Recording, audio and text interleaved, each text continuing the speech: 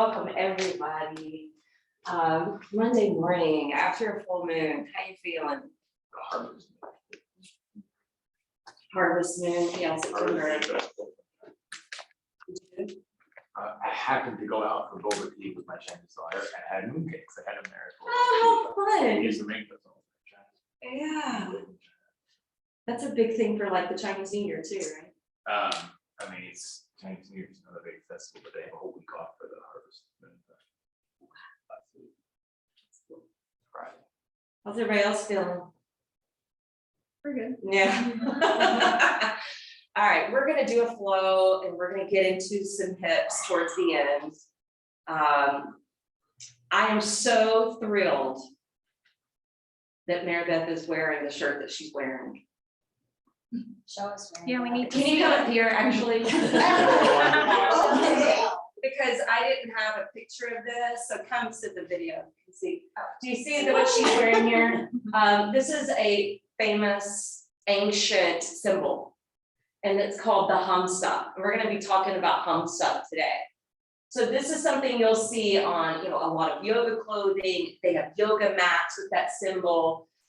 It shows up in tons of different cultures in India, old Egyptian culture, Judaic culture, shows up in a lot of different spiritual lineages as well. And sometimes here, this just has kind of like a Mindy design, there's a lotus here, but sometimes it'll have the eye.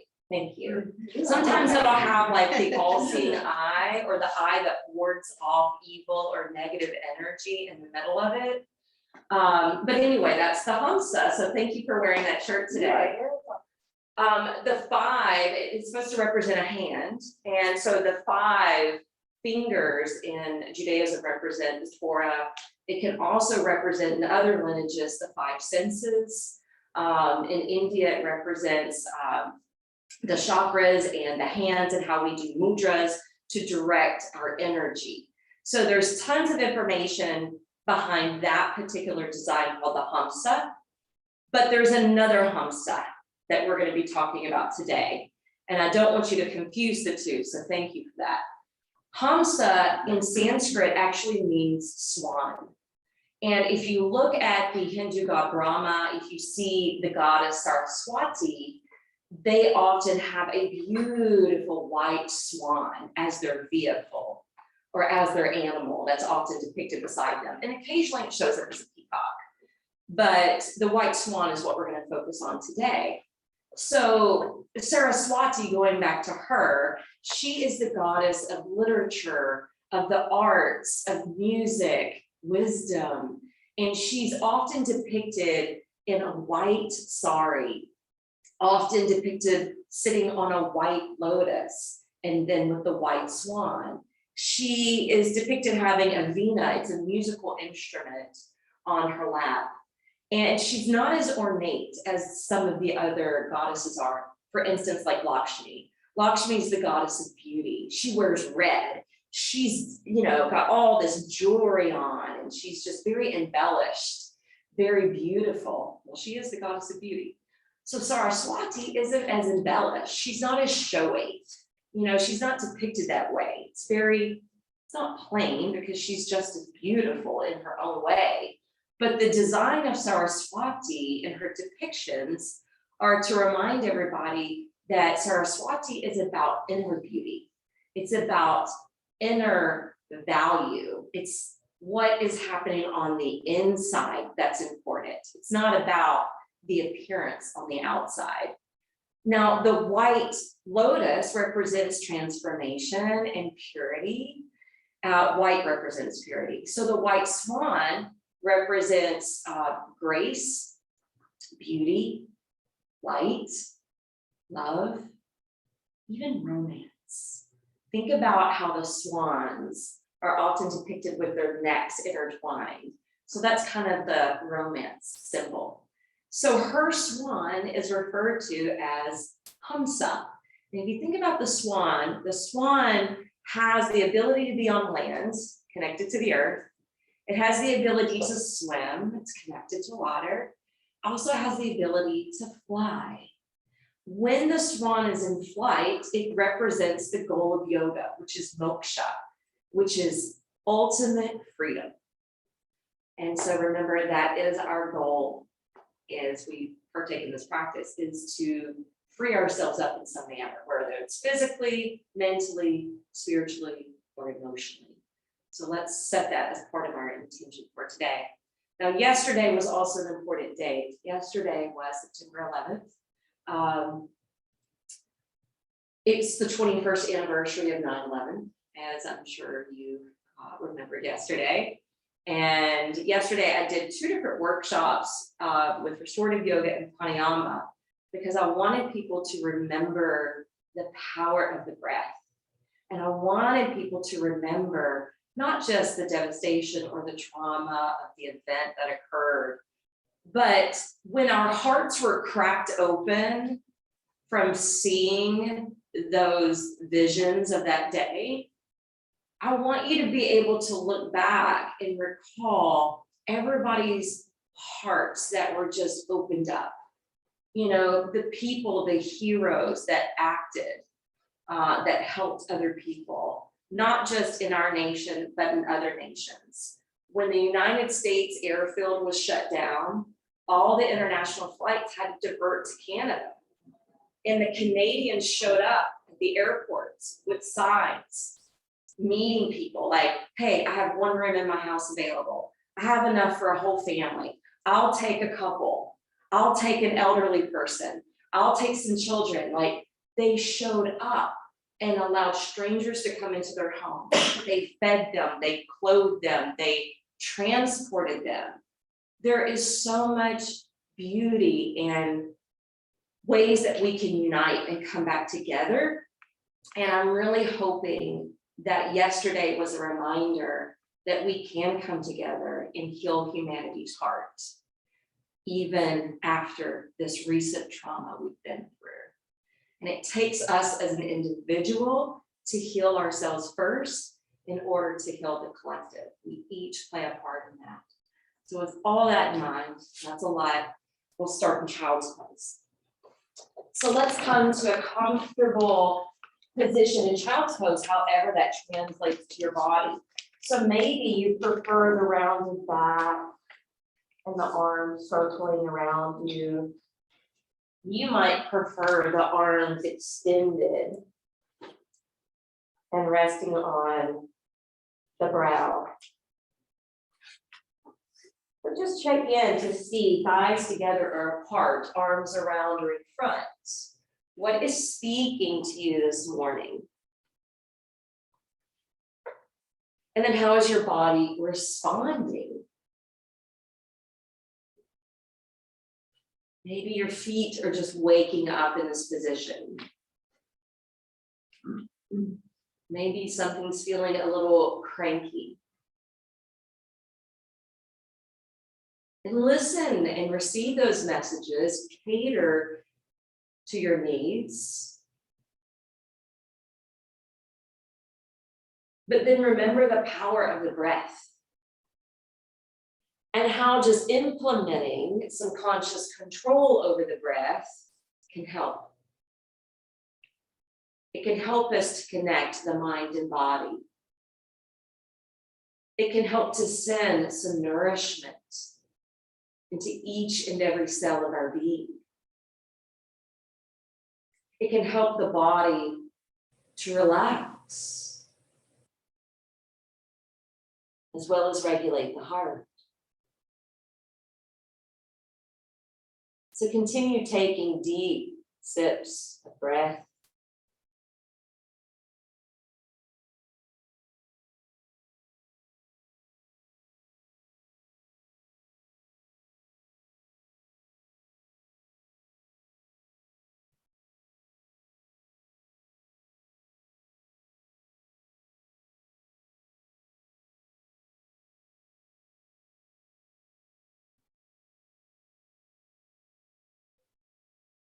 On your next inhale, if you haven't done so already, now extend the arms out in front of you. Once you extend the arms out in front, splay the fingers nice and wide, rock up to your hands and knees. Exhale to curl your toes under and rise up into your downward facing dog. Pressing strongly into your hands, stretching back through the arms, sending your feet upward and hanging your head downward.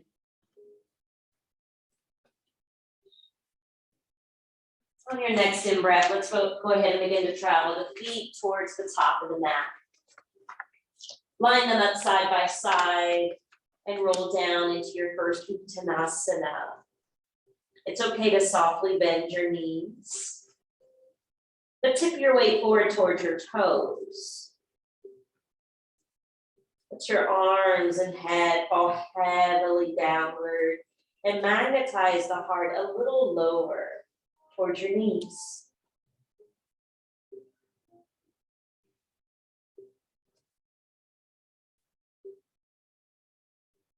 Take inspiration from the flight of the swan representing freedom and affirm mentally within, nothing and no one on this earth can hold me down or back. On your next in-breath, root down through the soles of the feet, sweep the arms to your sides and up overhead. As you bring the arms up to frame the face, keep drilling the feet down into the floor to get fully anchored and keep soaring upward through the fingertips. On your next out breath, swan dive forward and down to Uttanasana. Keep the legs elongated this time and inhale, sprout out. Looking out with your eyes. On your next exhalation, step back into plank. Drop down through your knees, flip your heels in towards your glutes, and open your throat to this variation of swan. As you exhale, lower the shins, press back to extended child's pose. And then we're going to do that twice more. Inhale, rock forward to swan, very similar to upward facing dog, except the toes are like the tail feathers. And then exhale, take it to extended balasana. One more inhale, rocking forward. Now elongate your neck like a swan. And exhale, press it back into extended child's pose. Now keep the elbows flying up, your hands glued down, and the head may hover. Take 3 deep breaths. Plugging in the affirmation, I release and relax away from all outer involvements into my own inner haven of peace. Rock up to hands and knees, curl the toes, launch into downward facing dog. Creating this inversion, keeping the eyes wide open, but setting your drishti on one particular place. That one pointed concentration can help with the ability to move into a meditation. Inhale, let's bring the feet to the top of the mat. Open up halfway upon arrival. From Ardha Uttanasana, free fall down to Uttanasana. And then inhale, coming all the way up to the top. Urdhva Hastasana, and then exhale, Samasthiti. All right, we're going to do that 2 more times as our warm-up today. Inhale, arms sweep. Exhale, swan dive from your hips. Inhale, lift halfway. Exhale, step it back. Lower the knees. Point the toes, come to swan. And exhale, extend in child's pose. Inhale, rocking to swan, keeping the pelvis off the floor. And then exhaling back. Inhaling, coming forward to swan, remembering sometimes the head wants to sink to the shoulder, so create that long swan neck. And then exhale to child's. Pausing for a brief moment. Remembering there's benefits here.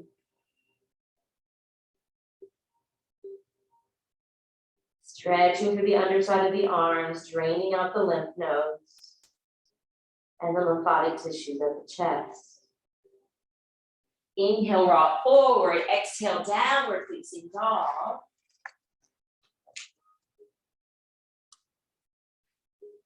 Making sure that you're incorporating a deep yogic breath. The power of the breath can lead us to that state of concentration, just like the drishti can. The combination of both can lead us to the state of yoga. In that state of yoga, we feel the state of union and we feel free. Inhale, feet land at the top of the mat, however you'd like to arrive, but elongate your vertebrae. Exhale, bow out. Inhale, coming all the way up. Exhale, hands to heart. Samasthiti. All right, one more of those, and then we'll move on. Inhale, expand, and exhale, fold in. Inhale, create some space. Exhale, step it back, lower the knees, and arrive to swan on the in breath. Out breath takes you to child's. In breath returns you to swan. Exhale to child's. One more.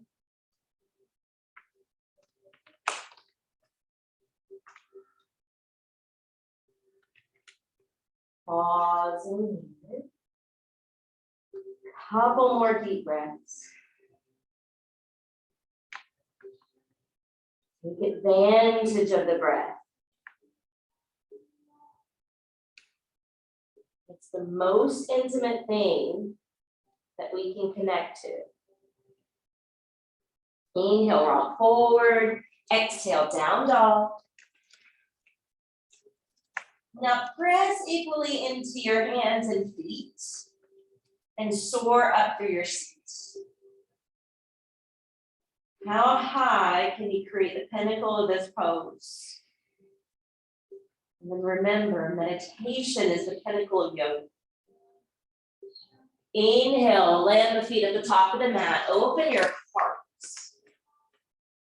And then exhale, roll down. Inhaling all the way to Urdhva Hastasana. And then exhaling Samasthiti. All right, we're gonna move on. As we inhale, the arms are gonna circle up and we're gonna arch it back. And as we exhale, fold. Inhale, we're stepping the left foot back. And when you step the left foot back, you're immediately going to stabilize your feet and lift your arms skyward.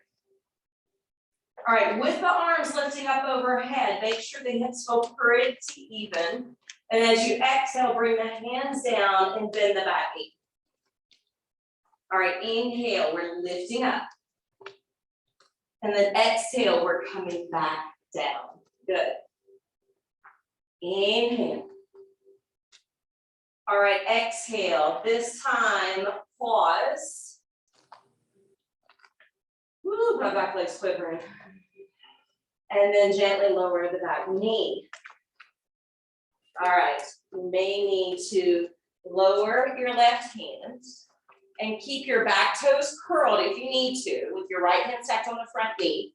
Or, second option, pick up the back foot, take your right hand around and grab the pinky toe side of the foot. Now, if you grab the pinky toe side, if you're holding this version, right, notice you can't roll the right shoulder back. Here, when you flip the hand, it makes it available to roll the shoulder and to open up the heart center. So you might be able to pick up the foot and point the toes and not even grab the foot. That's all right too. That's another option. Breathe.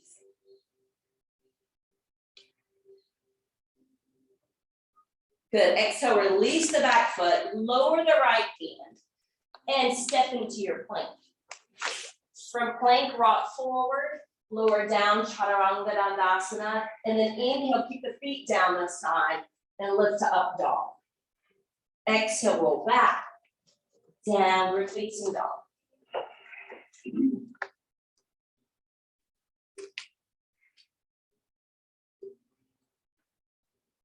Concentrate on your breath.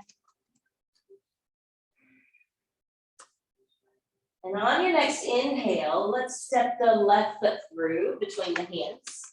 Once that foot is down and it's solid, lift the arms up.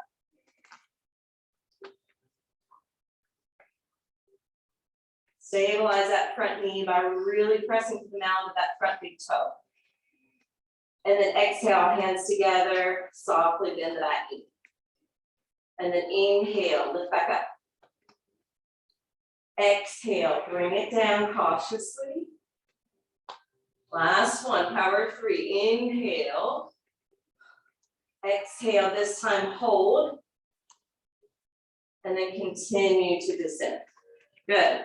Lower the right hand down. The left hand can stack on that front thigh. Or you can pick up the back foot and point the toes.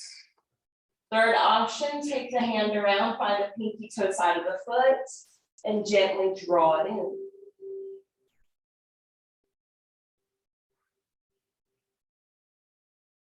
Breathe with depth. This is opening up the stomach, gallbladder meridians.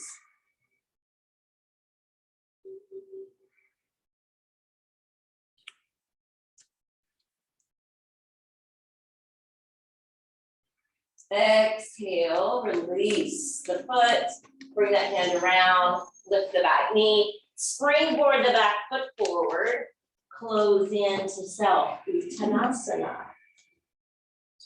Inhale all the way up. Arch it back to open up the front body.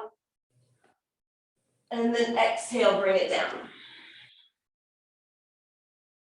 Once you lower again to Uttanasana, take a hold of your right wrist behind your legs. Slide the hand down your calves towards your ankles and notice how that brings the belly in a little bit more snug to your upper thighs.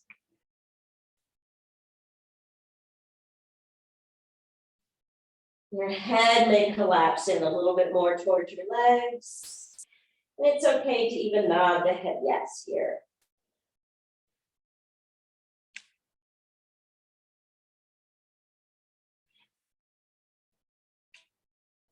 Now release the hands.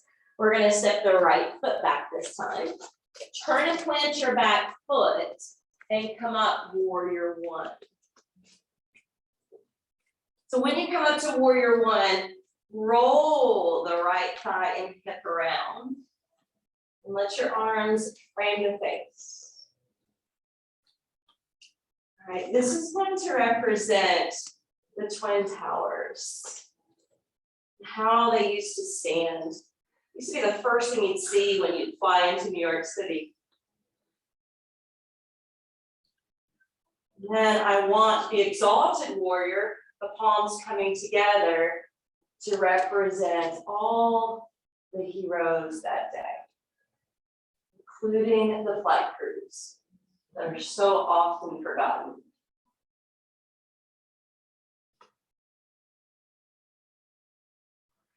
Honor their courage, their bravery, their acts of kindness and compassion. Then circle the hands around behind you, lower your chin, lace your fingers together, roll the shoulders open, and then humble the warrior.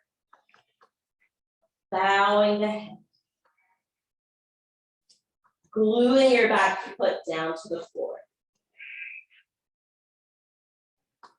Stay with your breath.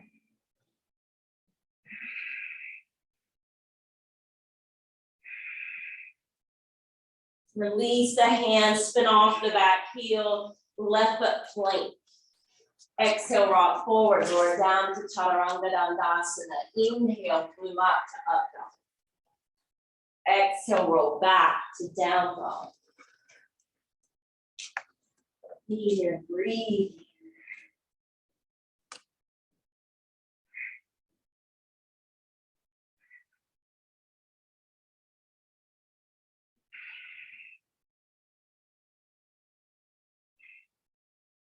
Inhale, let's step the right foot through. Let's lower the back heel, coming up to Virabhadrasana 1.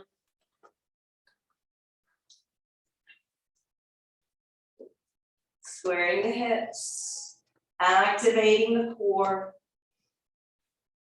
finding your own stability and strength. Hands together, exalt the warrior. Remembering that you are the hero of your own life. We can be the hero of our own healing. And doing it at the micro level will affect us at the macro level. Hands circle behind, hands release, heart opens, exhale, humble the warrior.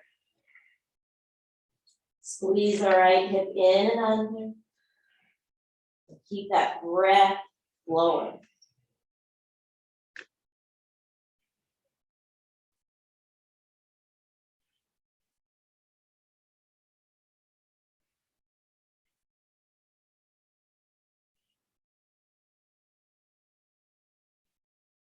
Lift the head and release your hands, spin off the back heel, springboard the back foot forward, and roll down to Uttanasana. This time, take a hold of your left wrist.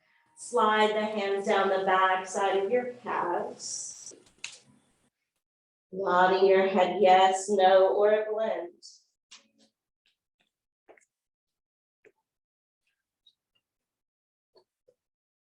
Now release the hands back in front of the feet to heel toe the feet apart. Your heels are on the sticky mat, but your toes are pointed off the mat. All right, you're gonna bend the knees, come towards a squat.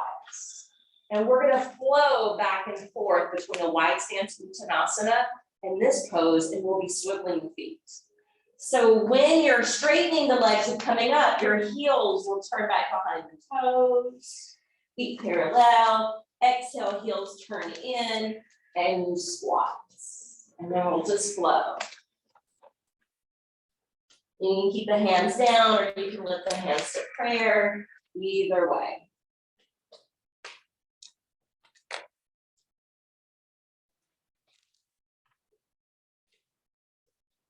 The next time you come into that standing Uttanasana, you're gonna heel, toe the feet to each other until the heels touch and the toes are turned out like duck feet.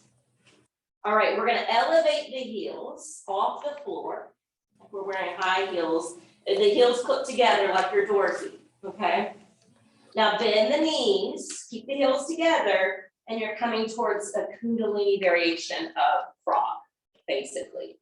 And then we're gonna go up and down from heel, keeping the heels up. So inhale, straighten the legs, lower the head. Exhale, splay the knees, and drop the seat.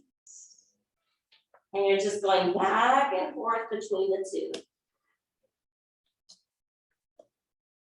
So if you were ever to go to a Kundalini class and they were doing this, they would be going really rapid, like super fast. I like doing it slow.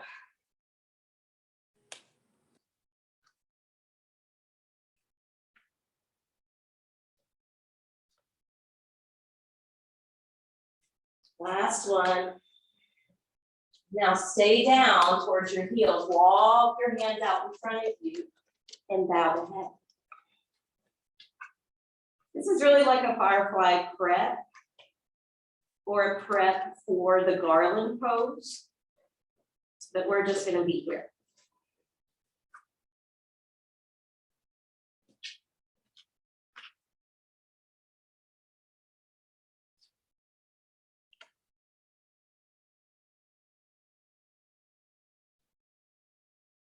Walk the hands back in. Turn your heels back behind your toes. Settle them back to the floor. And then safely come up. All right, we're going to step to the right.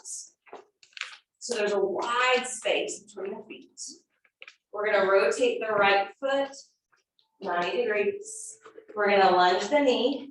And we're going to slide the palm facing out in front of the shin down towards the ankle, not quite to the ground.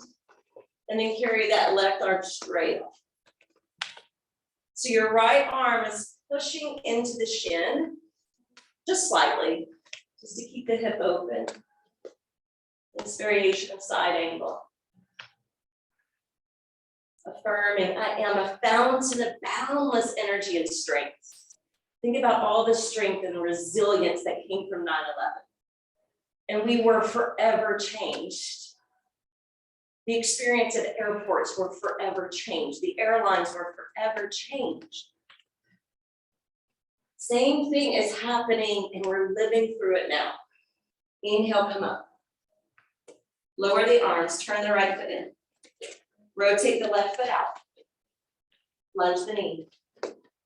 Slide the open palm down towards your foot and fly that right arm skyward. Roll open through your chest. Breathe into it. Affirming, I am a fountain of boundless energy and power. Inhale. Exhale, relax your arms. Now, we're going to have the feet parallel first. And then we're going to turn the toes out like we did in the squat. And the hands are going to come to prayer. As we lunge the right knee, we're leaning the torso forward. As we inhale, we press into the foot, straighten the leg, and bring the torso up. As we exhale, we lunge the left knee, we lean forward and down. Good, inhale, come on. Exhale, take this variation of Skandasana to the right. Good, inhale up. And now take it to the left. We're gonna do it one more round to each side.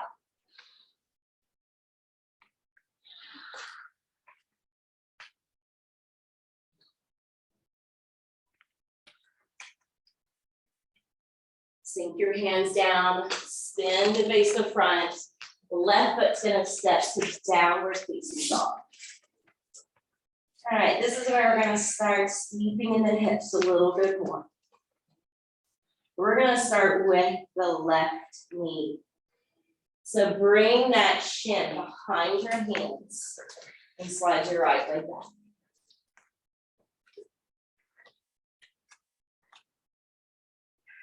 Feet planted on your hands. And make sure that your hip points are both facing forward.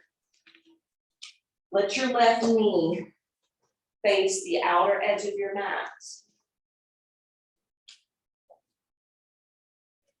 Notice if you're plopping onto your outer thigh. If you are, roll away from it. And then slowly sink the forearms. Or melt down to the face. Your left foot's gonna stay relaxed. So in active yoga, we usually refer to this pose as pigeon, but in yen, it's sleeping swan.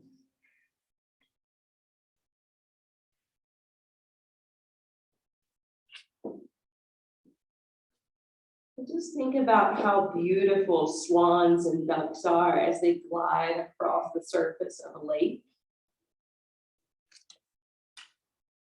And it's so graceful. But think about underneath the water, they're really having to work and pedal their feet.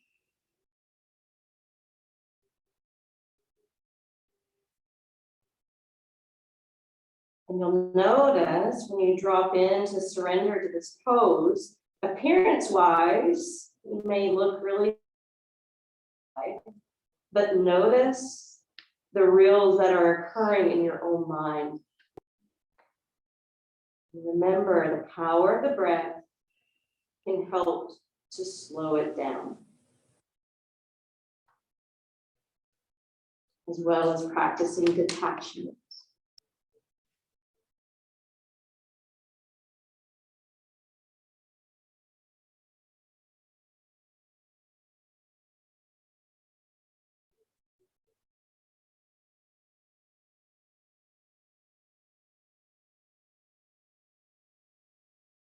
Breathe into the denser areas to the tighter places, the hidden crevices that you uncover.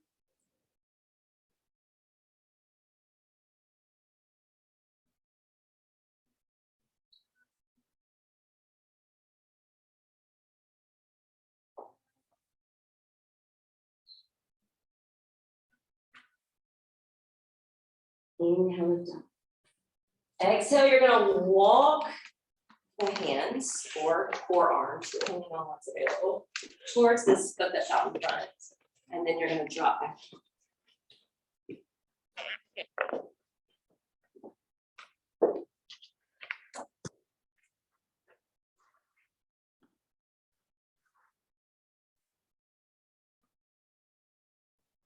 Notice where the stretch is being fed now. Notice if the sensation altered.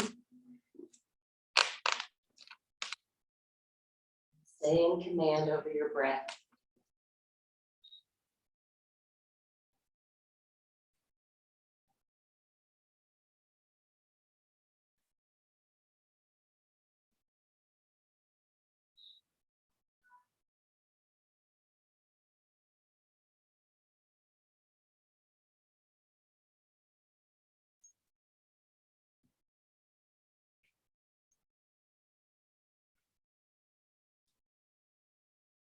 Inhale slowly.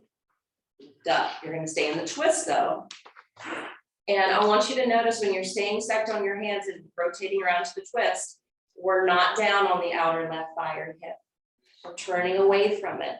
We're still on the top of the right thigh, knee, chin.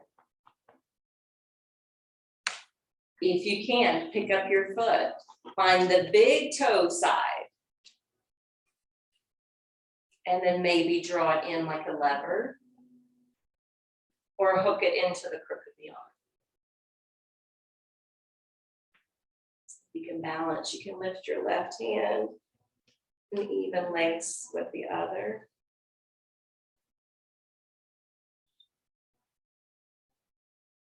It's a mermaid. All right, when you release that foot, your hand's gonna transfer to the outside of your shin. The left hand will wrap around and lace, foot will flex. That's so pretty. It's never pretty. And then release. All right, let's get out of this. Downward facing dog, and that should feel so good. Wow. Notice the different disbursements of energy, what's being flushed, what's getting drained, what's receiving some nutrients. We'll take that to the other side. Right shin and knee will come up behind the hands, and the left foot will slide back.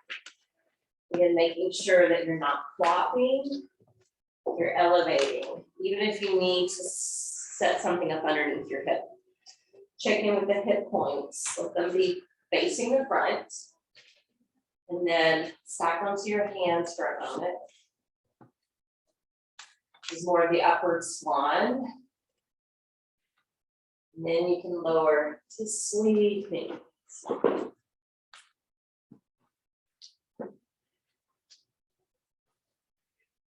I want you to think about maybe what has you in kind of a sleep mode. Is it the day-to-day routine? Is it the familiarity of what you've been doing for years? Maybe being contemplative on what has you pigeonholed.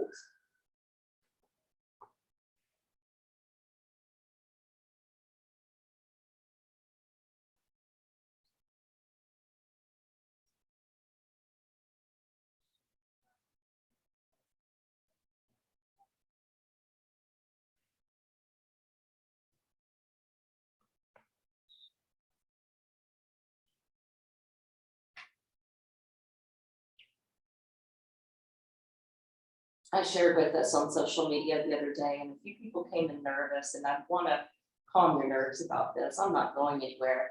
But I made this post because about 6 months ago, I was in a really good place mentally. I wasn't listening to any music in my car. It was very quiet. I'm driving into Nashville, and I received this download, get out of the box. So I said, what box? And it said yoga studio. And it floored me, honestly, because I came out of nowhere. And I've been sitting with it for months. What does that mean? Get out of the box, get out of the yoga studio. And so I'm staying open, and I'm saying to yes that anything that comes my way that doesn't involve a yoga studio. Not knowing where it will lead. Just taking the risk. What has you pigeonholed? Is it because of something familiar? Something that makes you feel safe?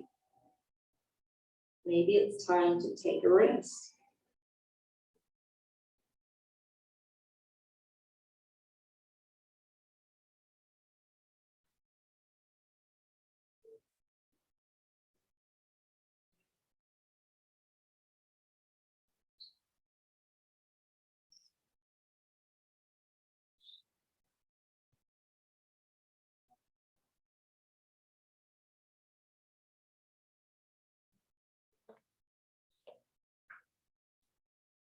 Next in breath, we're gonna come up and we're gonna walk over to the left. And we're gonna slow down to the degree that's available on this side.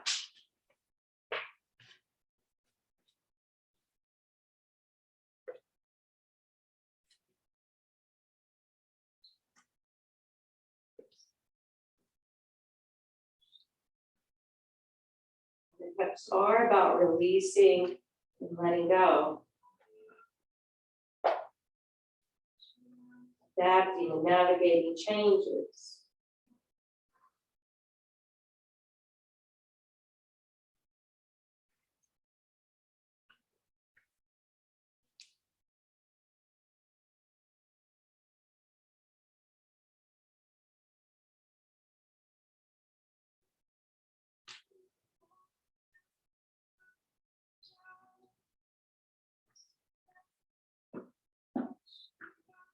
Inhale, slowly walk your hands in, but stay in that twist.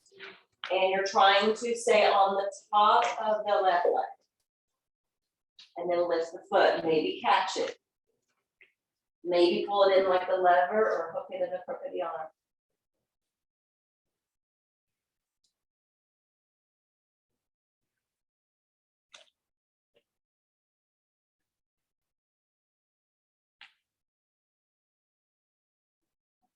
Transfer the hand to the outside of the shin. Right hand goes behind our backs.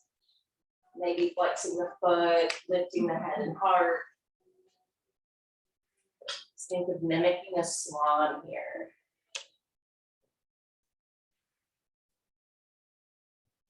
And then release the hands. Curl the back toes. Step back. Adho Uttanasana, downward facing dog. Be the observer of what is happening inside your body. The two sides may feel quite different. And then let's walk the feet forward to the top of the mat. And we're going to bring the feet side by side, like actually touching. Bend the knees. And then bring the torso up. We're gonna hook the right arm under the left to mimic the intertwining of two swans through their necks. It represents lovers and romance.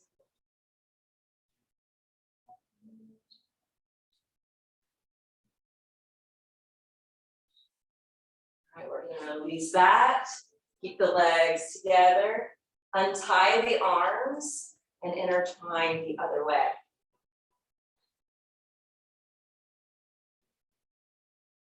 Breathe.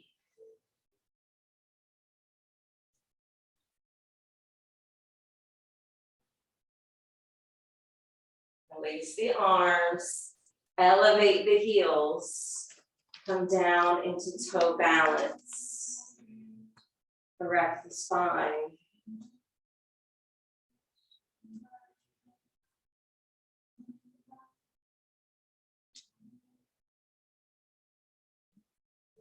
Take ourselves safely down. I'm gonna slide back so my feet are doing that. All right. Choices. Right foot to the inner thigh, or taking the foot to half lotus. One or the other. Either way, here or there, right arm's gonna wrap behind the back. If your foot's in half lotus, if you do a twist with it, you might be able to catch it. Left arm reaches up.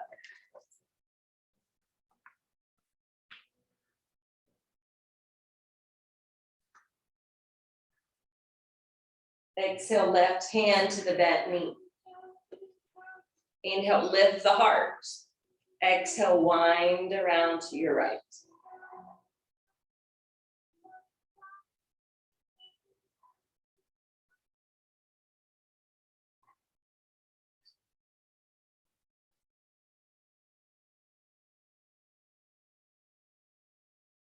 Exhale.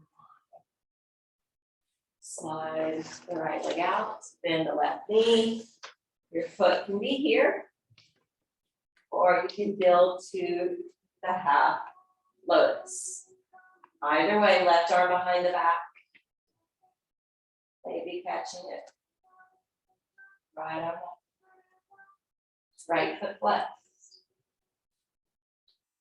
Breathe here. Long extended vertebrae, and then rotate to your left and bring the hand down to the knee. Inhale, lift the chest, and exhale, wind around some more.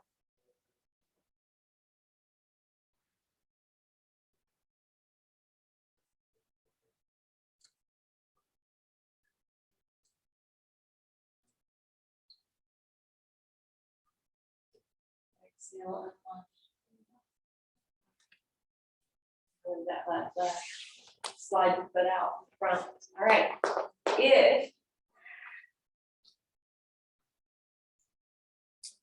If you have blocks and you want to push down with your hands and try to lift yourself up from a cross-legged position, you don't even have to have blocks. I just showed you without blocks, but blocks make it easier, okay, to do that.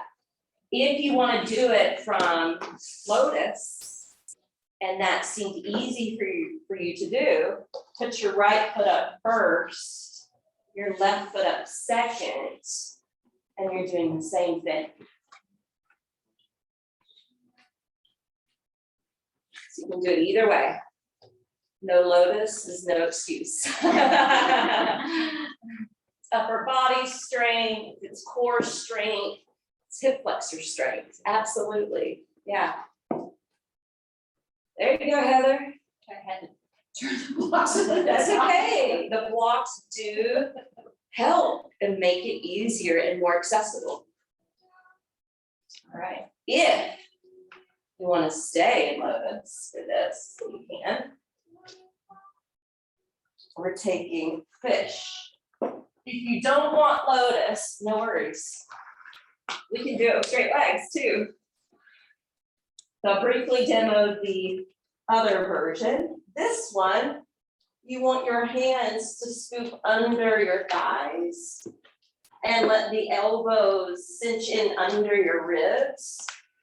Point your toes so that when you press through the elbows, you can lift your whole head and chest off the floor. And then you'll pop up the chest and lower the head lightly to the ground.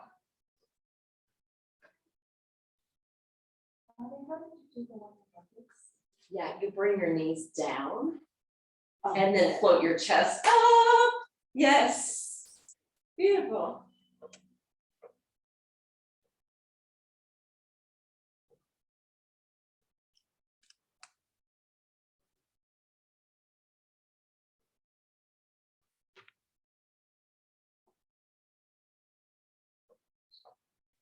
Go back into it.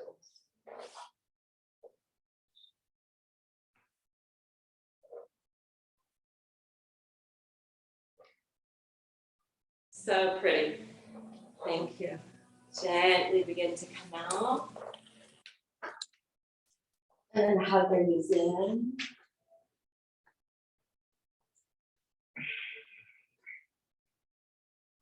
And if you want a supine twist, expand your arms, let the knees roll to one side. I would lounge for several breaths before rolling to the other side and lounging for a few breaths.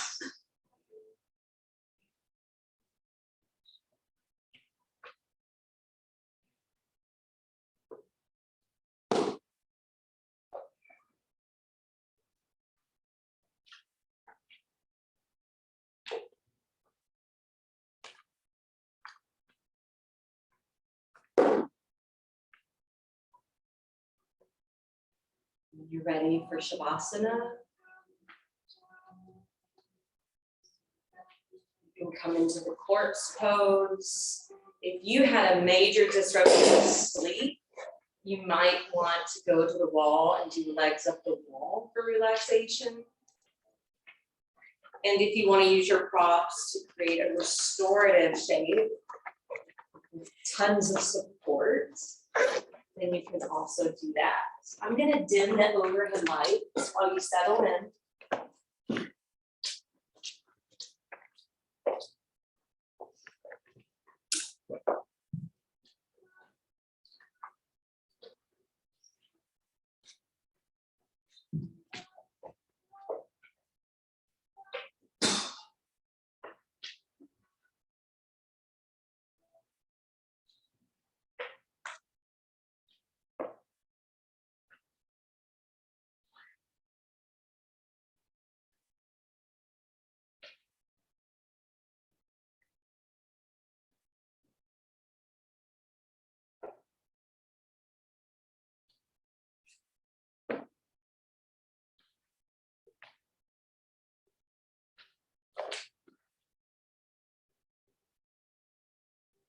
I would like you to meditate upon a symbol today.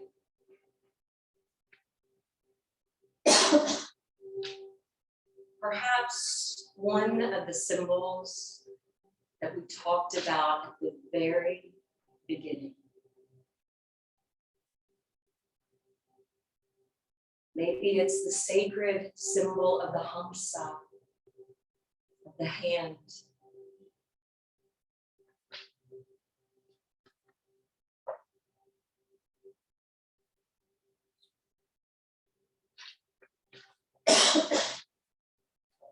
Maybe it's the white lotus that represents purity and transformation.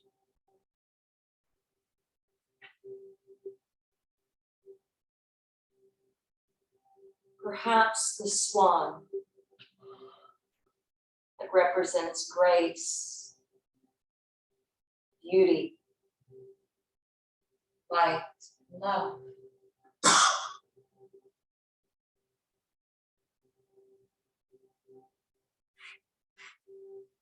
Pick one of these symbols to set in your mind's eye as you gaze in and up towards the midpoint of your brow.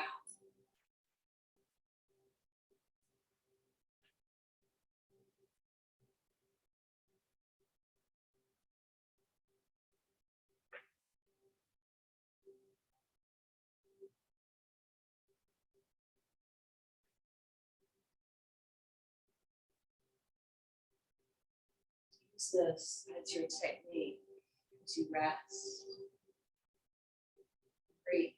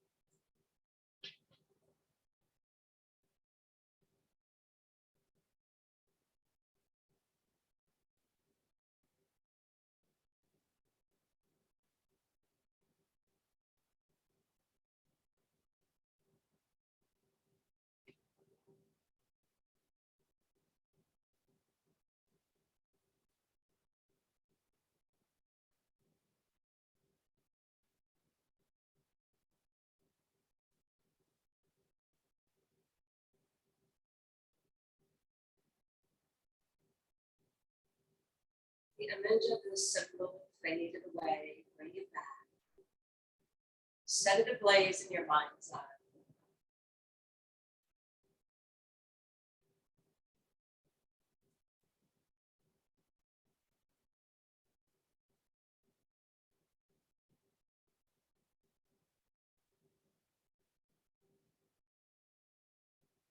Begin to open up the extremities, bringing movement to the hands and feet. Slowly exiting out the pose that you chose. You're ready, coming, fine, formal seat.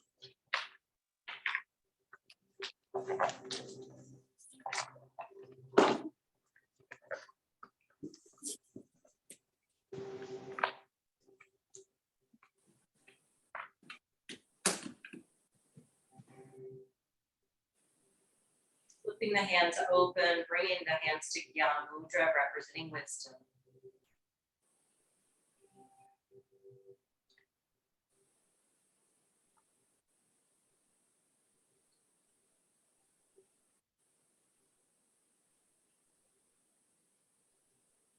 May we receive the wisdom of the higher self.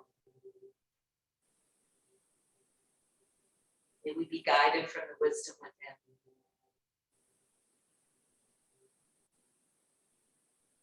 Joining your hands now together to prayer.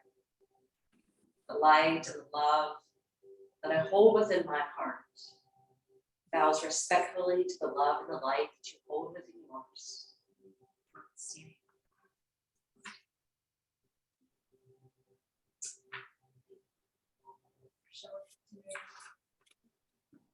And you have a chance to return this week.